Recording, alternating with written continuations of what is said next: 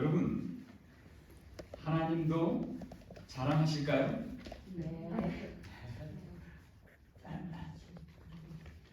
우리 사람들이, 특별히 부모가 자식을 기뻐할 때 자랑하시는 것처럼 우리가 하나님의 자식이니까 하나님께서도 우리를 자랑하시를 기뻐하실 줄 믿습니다.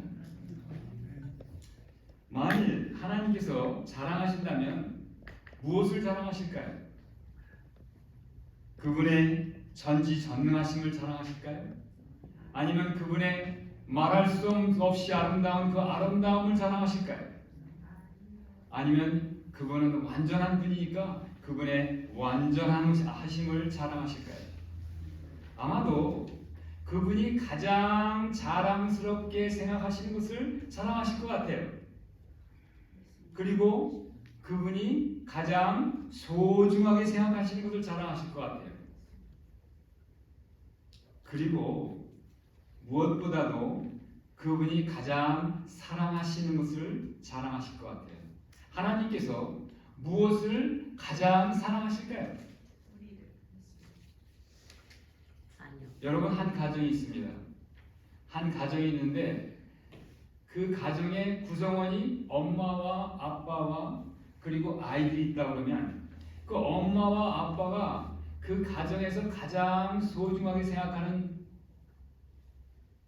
것이 무엇일까요? 아무리 그 가정의 전 재산을 다 준다 하더라도 그 아이들하고는 바꿀 수가 없는 거예요. 그 가정의 그 아이들이 가장 소중한 존재인 것처럼 우리 하나님께서도 우리를 가장 사랑하시는 온 우주의 수많은 존재들이 있고 수많은 것들이 예수님의 하나님께서 이렇게 창조하시고 있지만 피조물도 있지만 그 중에서 가장 사랑하시는 것은 바로 그분의 자녀되는 바로 여러분과 저라고 저는 믿습니다. 그래서 바로 하나님께서 가장 사랑하시는 것은 하나님의 자녀입니다. 자, 왜 하나님께서 그렇게 하나님의 자녀를 사랑하실까요?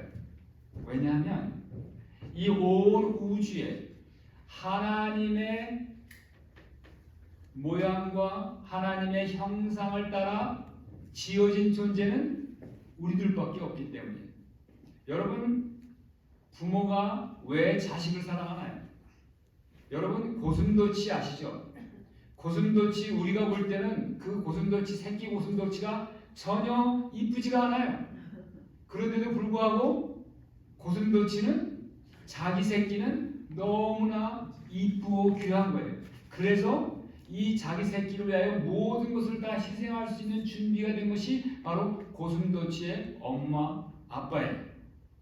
그런 것처럼 이 부모와 자식 간에는 우리가 다른 사람이 알 수 없는 무언가 신비한 그러한 그 연결이 있어요.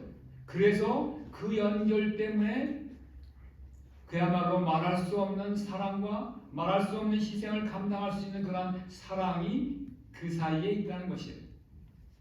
여러분 보시는 것처럼 이 세상에 많은 가정이 있고 사람들이 있지만 우리가 볼 때는 어떤 애가 그렇게 별로 그냥 이쁘지 않아 보이는 그냥 보통 평범한 아이처럼 보이지만 그 아이의 엄마나 아빠한테는 그 아이가 너무 예쁜 거예요.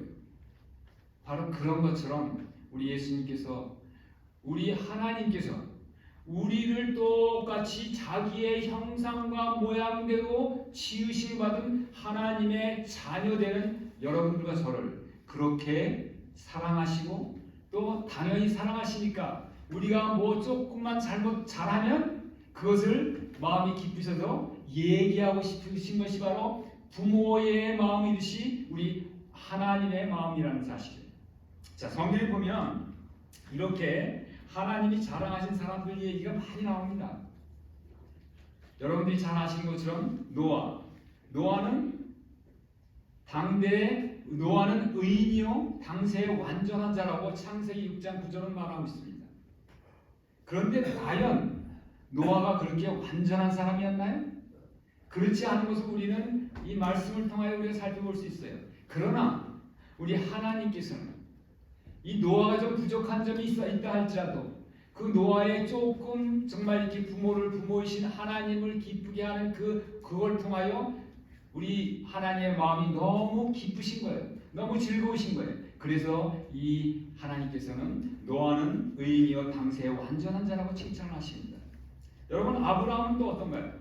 아브라함은 정말 아브라함이 예수님을 믿었던 그 믿음이, 하나님을 믿었던 그 믿음이 나중에는 참 아주 우리가 다 이렇게 흠모할 만한 그런 믿음이었지만 초창기에는 그러지 못했어요. 그런데 초창기 때 그러지 못했을 때 하나님께서 이 아브라함 보고 여호와를 믿으니 여호와께서 이를 의로 여기시고라고 이렇게 말씀하십니다.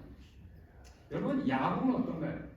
야곱은 우리가 알다시피 야곱은 그 야곱의 말의 의미가 뭐예요? 속이는 자, 속이는 자. 그런 뜻이에요. 말의 뜻이, 이름의 뜻이. 어떻게 부모된 사람도 부모 이삭이 그 아들의 이름을 속이는 자라고 졌는지 그거는 정한데 또 다른 뜻이 어떤 뜻이냐면 발꿈치를 잡은 자라는 뜻이 있어요. 그래서 아마도 그래서 그렇게 했던 것 같아요. 왜냐하면 이 야곱이 뱃속에서 에서보다 자기 형보다 먼저 나오려고 발꿈치를 잡아가지고 자기가 먼저 나오겠다고 해가지고 아마 발꿈치를 잡았던 것 같은데 막 그것을 그것 때문에 야곱이라는 이름을 막 지어주신 것 같아요. 그런데 참 야곱이 여러 가지로 참 부모를 속이고 참 부끄러운 일이 많이 있었어요.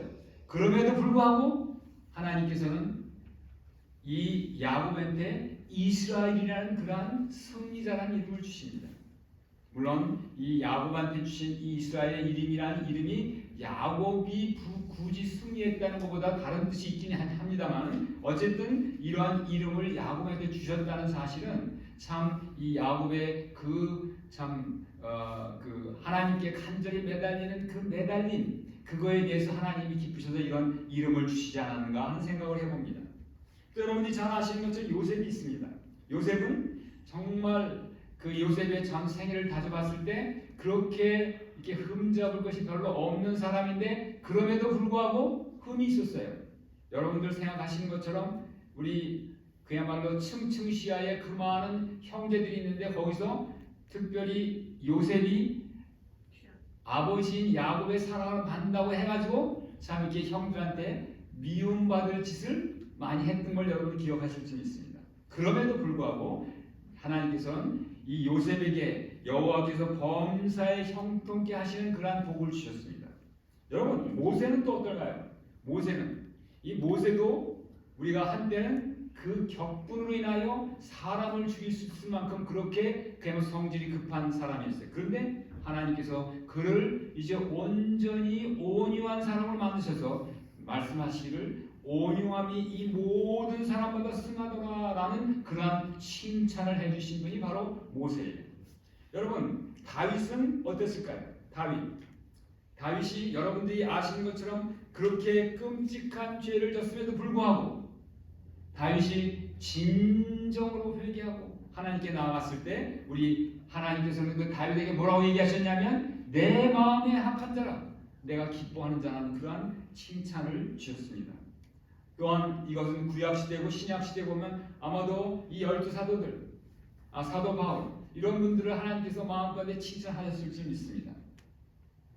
오늘은 우리가 여러분들이 잘 아는 또 하나의 구약의 유명한 인물 바로 욥의 얘기를 통하여 우리가 욥을 칭찬하신 하나님을 통하여 하나님의 마음을 그리고 하나님께서 정말 우리한테 참 구하시는 신앙은 어떠한 신앙인가는 그걸 살펴보려고 합니다. 다 같이 우리 성경을 펴셔서 욥기 1장 8절을 한번 살펴보시겠습니다.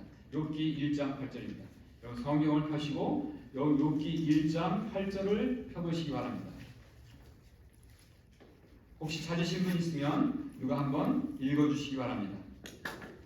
하루는 하나님의 아들들이 와서 여호와 앞에 섰고 사탄도 그들 가운데 왔는지라. 1장 8절입니다. 여호와께서 사단에게 이르시되 내가 내 종 욥을 유의하여 보았느냐. 그와 같이 순전하고 정직하여 하나님을 경외하며 악에서 떠난 자가 세상에 없느니라. 예, 감사합니다.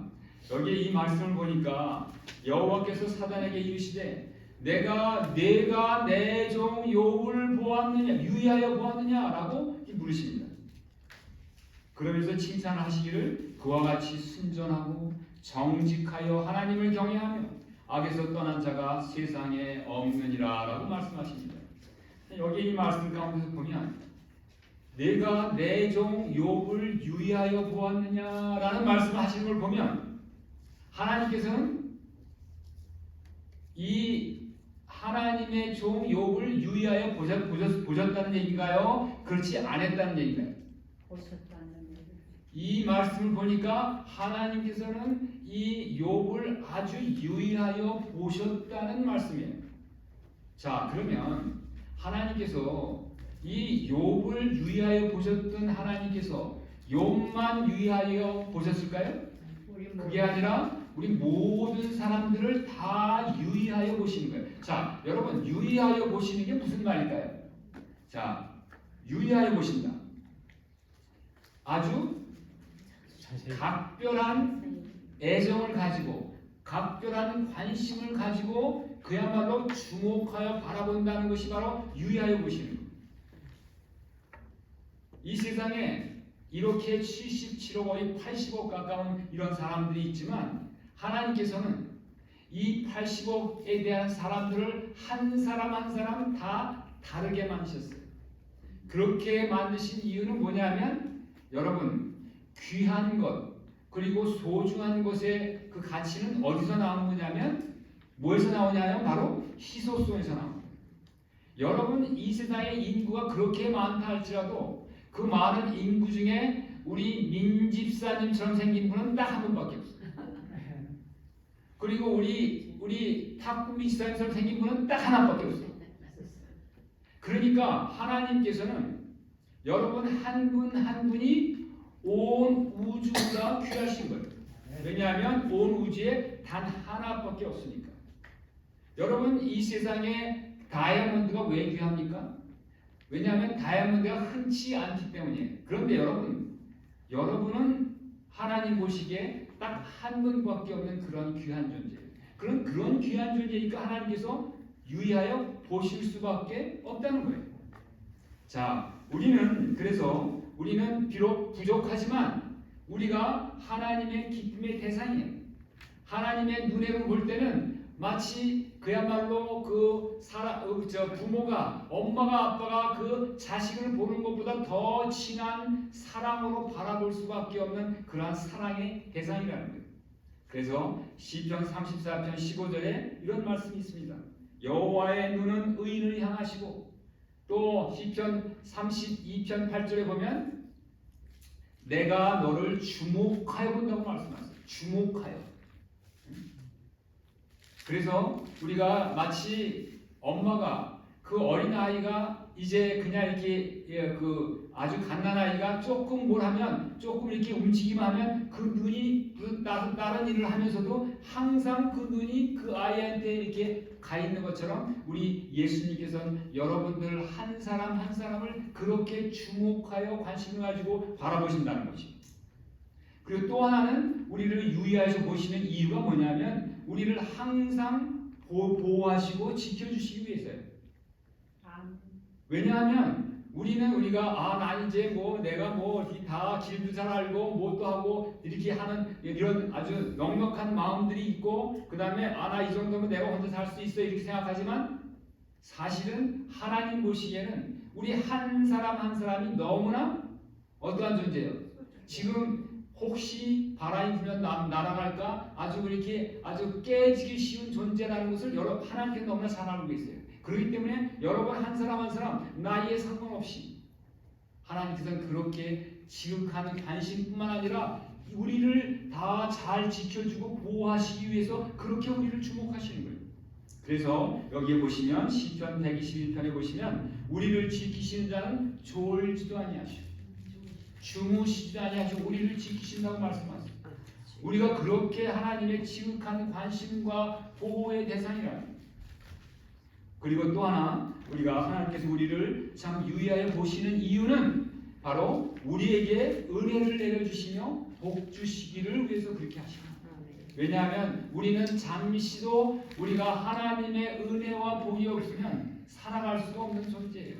그래서 우리가 하나님께서 우리를 보신 일은 항상 우리를 이렇게 복 주셔서 우리로 하여금 정말 이 세상에서 살아갈 수 있게 하시는 그러한 그것 때문에 하나님께서 우리를 돌보십니다. 그래서 예레미야 31장 23절에는 여호와께서 내게 복 주시기를 원하노라라고 말씀하십니다. 자, 우리가 단 한순간도 하나님께서 우리에게 호흡의 복을 주시지 못하면, 그리고 우리 몸속에 있는 피가 돌아가는 그러한 복을 주시지 못하면 우리는 잠시도 존재할 수 없는 그러한 존재라는 거예요.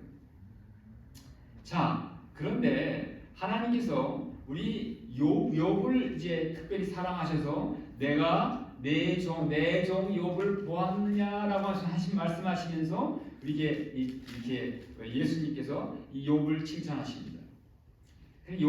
그러면 우리가 오늘 이 말씀을 통하여 하나님께서는 왜 욥을 그렇게 칭찬하셨고 욥을 칭찬하신 이유가 무엇인가를 잘 알면 우리도 욥처럼 칭찬받을 수 있는 우리가 될 수 있지 않을까 하는 그러한 교훈을 우리가 얻기를 원합니다.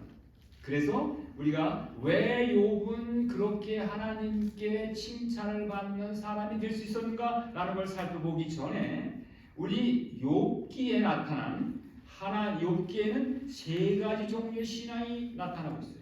그 세 가지 종류의 신앙을 우리가 살펴보면서 왜 하나님께서는 욥을 그렇게 사랑하시면서 너희가 내 종 욥을 보았냐라고 말씀하시는 그 이유가 무엇인가 살펴보는 시간을 좀 가지려고 합니다.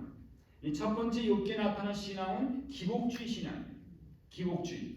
여러분, 기복주의 신앙이 좋은 건가요? 나쁜 걸까요? 근데 우리가 굉장히 이게 아주 위험한 거예요. 우리가 자칫 잘못하면 여기에 빠질 수가 있어요. 자, 우리 기복주의 신앙에서는 지금 뭐냐면 재물과 건강의 복을 구하는 거예요. 이 세상에 살면서 우리가 이 세상 생활을 하면서 이 재물과 건강은 아주 중요해요. 우리가 이게 재물이 있어야, 돈이 있어야 우리가 살 수 있고, 그 다음에 우리가 건강이 있어야만 사는 거예요. 그래서 많은 얘기가 그런 얘기 하죠. 건강을 잃으면 다 잃었다, 이런 얘기를 하잖아요. 그래서 건강이 굉장히 중요합니다. 더더군다나 나이가 들고 보니까 건강이 더 중요하게 됐어요. 그런데 이 건강이 중요하지만 과연 이 건강을 위해서 나를 잘 지켜주시는 하나님이니까 하나님 저 잘 지켜주실지 믿어요. 그러면서 하나님을 찾는 것이 과연 성경적으로 하나님께서 기뻐하시는 일인가 아닌가 한번 살펴보려고 합니다. 자, 여러분들 사실은 우리가 신앙이 목적이에요.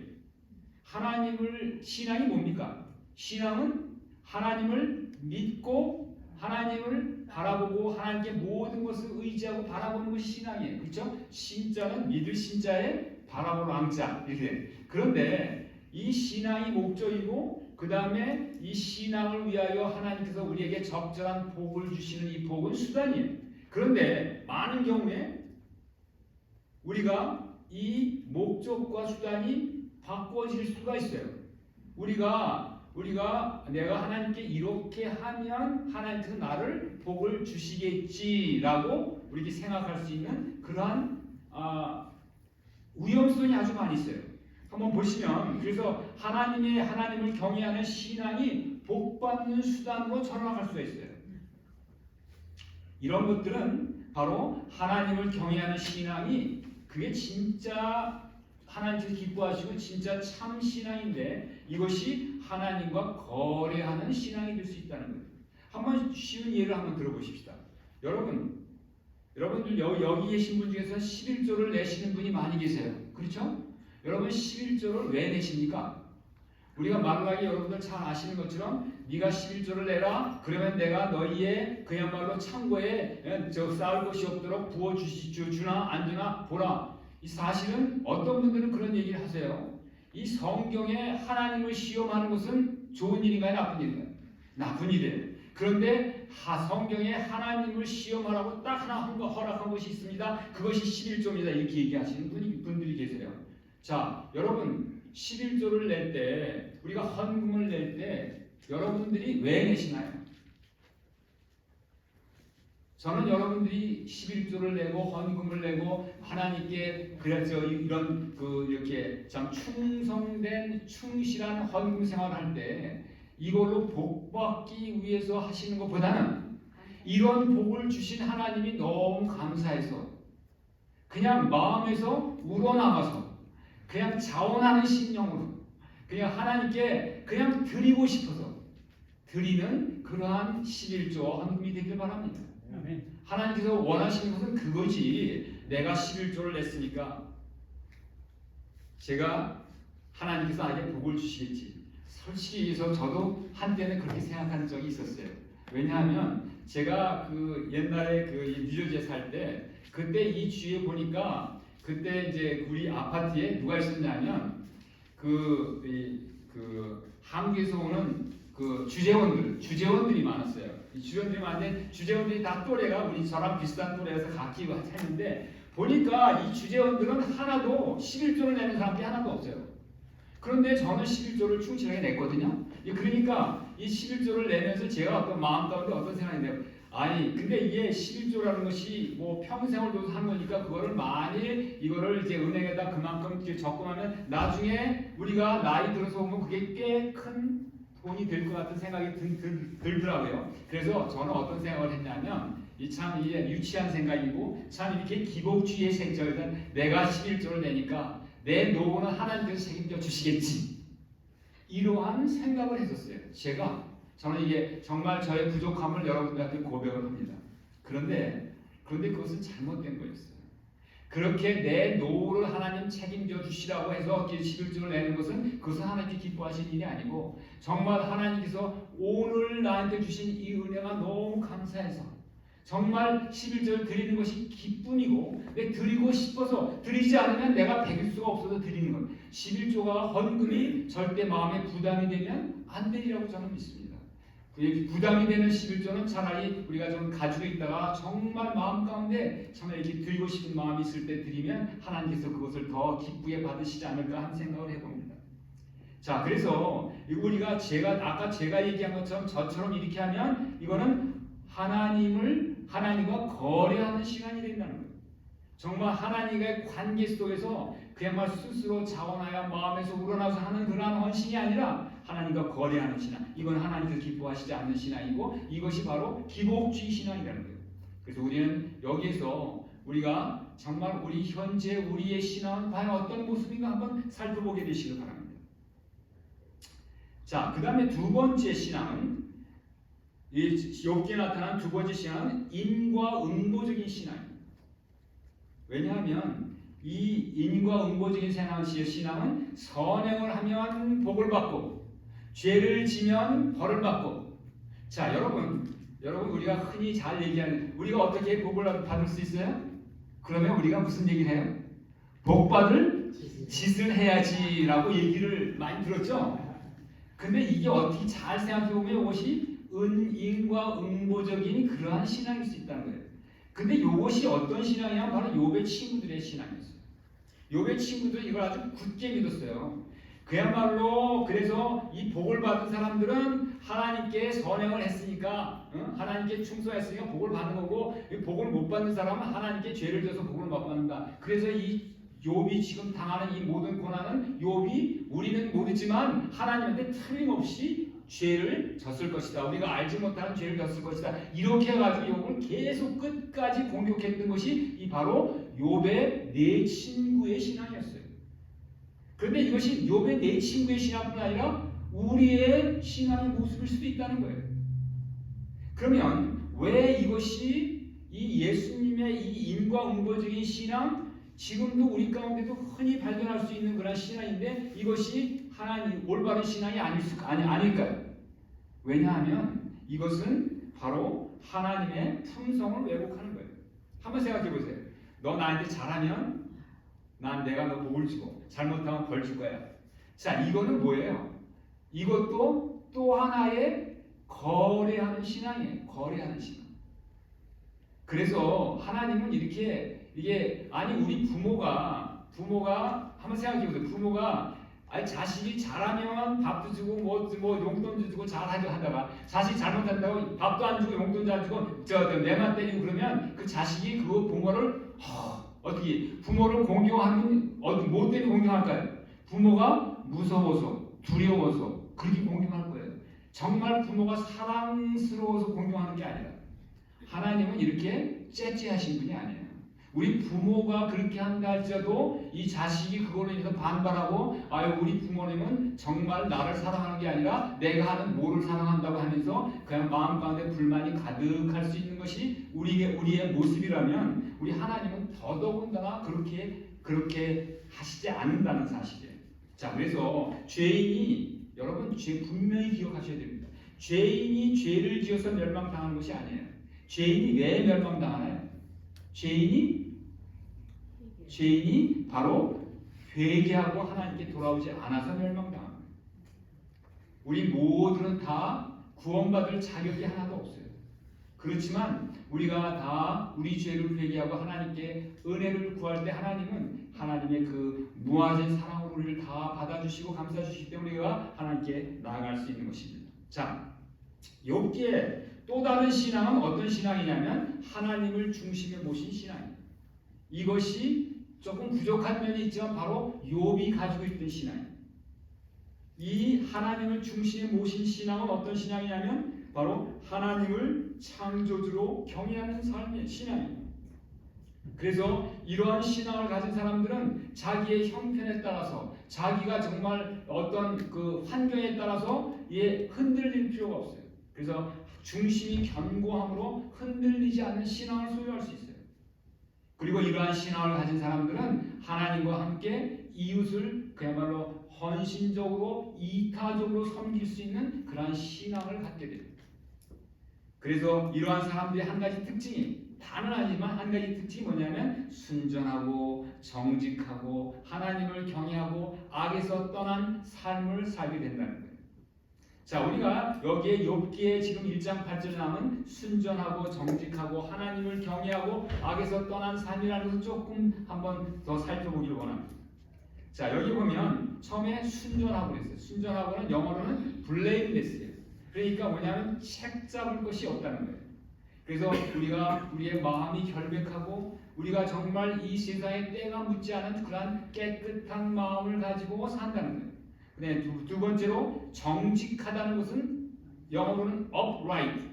이 정직하다는 말을 honest라고 생각했는데 그게 아니라 upright. 이 upright이 훨씬 더 honest보다 더 여러분들 마음에서 다가오실 줄 믿습니다.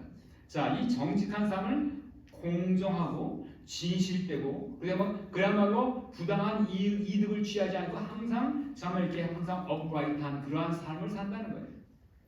자, 그 다음에 세 번째로 하나님을 경외하는 삶은 뭐냐면 항상 하나님을 우리의 생각과 말과 행동에서 하나님을 항상 의식하면서 사는 거예요.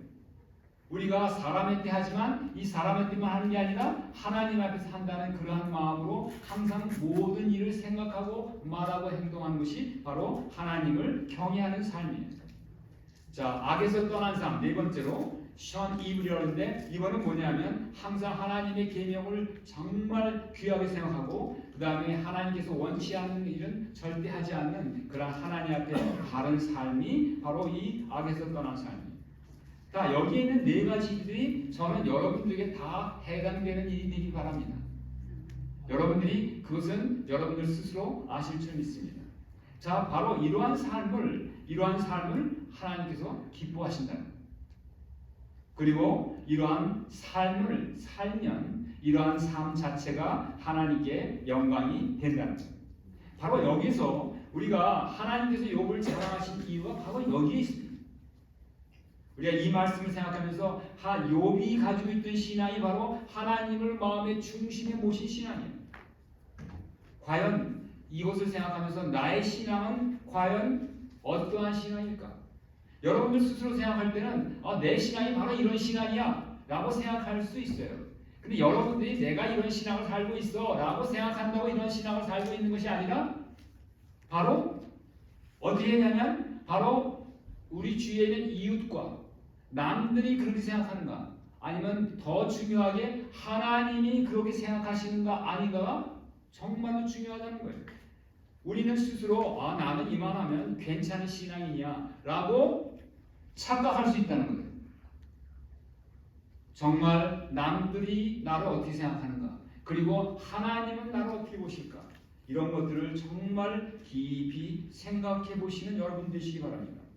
그래서 정말 이렇게 우리가 오늘 이 말씀을 통하여 우리가 욥이 살았던 그러한 삶처럼 하나님을 중심에 모시는 그러한 신앙을 하시는 여러분들이 되시길 간절히 바랍니다. 그래서 오늘 이제 말씀을 마칩니다. 이제 말씀을 마치면서 참으로 우리 하나님이 우리 한 사람 한 사람을 그 이름을 불러서 자랑하게 되시기 바랍니다. 그래서 여기 필라 뉴스타트 교회에 있는 내 종 아무개를 보았느냐 하나님께서 이렇게 얘기하게 되시기 바랍니다. 이 필라 뉴스타트 교회에 있는 아무개 우리 김병건 내 아들을 보았느냐 아무개 여러분들 이름을 다 넣어서 과연 여러분 하나님께서 이렇게 필라 뉴스타트 교회는 내 이름을 넣어서 이렇게 내 종 누구를 보았느냐라고 얘기하실 수 있을까 하는 생각을 하면서 우리가 다 이러한 하나님의 칭찬을 마음의 귀로 듣는 그런 여러분 되시기 바랍니다. 그래서 우리가 다 이와 같이 순전하고 정직하여 하나님을 경외하며 악에서 떠난 자가 세상에 없느니라 하는 이러한 칭찬을 우리가 받는 우리 모두가 되기를 간절히 바랍니다. 그런데 여러분 이렇게 이러한 칭찬을 받는 것은 굉장히 쉬운 일일까요? 어려운 일일까요? 여러분 너무 어려운 일이라고 생각할 필요가 없어요. 하나님께서는 우리가 생각할 때 큰 일들, 우리가 생각할 때 작은 일들, 우리가 생각할 때는 큰 일이고 작은 일이지만 하나님이 보실 때는 어떨까요? 하나님 보실 때는 큰 일이나 작은 일이나 같을까요? 틀릴까요? 같아요. 왜 그럴까요? 자, 하나님은 전능하신 하나님이에요. 큰 일이나 작은 일이나 그분한테는 아무 어려움이 없어요. 여러분 큰 일을 하는 거 이게 큰 일을 하는 것이 하나님께 어려울까요? 절대 큰 일을 하는 것이 어려우신 하나님이라면 그분은 전능하신 하나님이 아니에요. 그렇기 때문에 우리가 여러분 한번 생각해 보세요. 여러분 모세가 얼마나 위대한 일을 했습니까? 이 이스라엘 백성을 출애굽시키는 그 놀라운 일을 했어요. 근데 그 일 어떻게 한 거예요? 다 모세가 한 것이 아니라 모세를 통하여 하나님이 하신 일이에요. 자, 모세한테는 그런 일을 맡겨주셨지만 여러분들과 저한테는 어떤 일을 맡기셨을까요? 지금 주어진 환경과 여건 가운데서 우리 가정에 충실하고 우리 교회에 충실하는 우리가 볼 때 작은 일일 수 있어요. 그러나 그 작은 일이 우리가 여러분들이 충성되게 할 때 하나님께서는 우리 인간이 보기에는 모세는 아주 위대한 사람이고 우리는 그거에 대한 그야말로